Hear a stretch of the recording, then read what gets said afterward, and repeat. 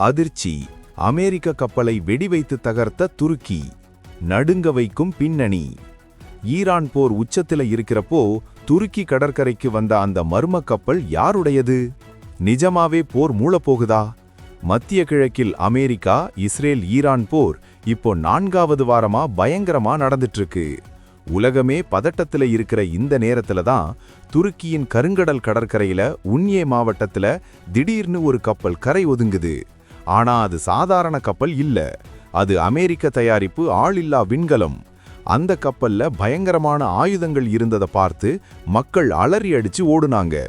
உடனடியா வந்த துருக்கி ராணுவம் அதை 4 கிலோமீட்டர் தொலைவுக்கு இழுத்துட்டு போய் நடுக்கடல்ல வெடிவைத்து தகர்த்தாங்க.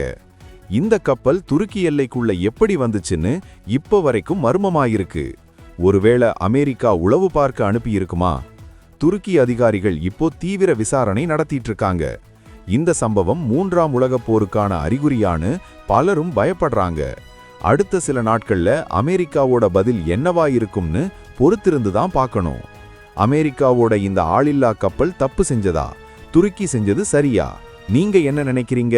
உங்க கருத்தை கமெண்ட்ல சொல்லுங்க. அடுத்த அப்டேட்டுக்கு சப்ஸ்கிரைப் பண்ணுங்க. அதனால தான் அமெரிக்க கப்பலை வெடிவைத்து தகர்த்தது துருக்கி.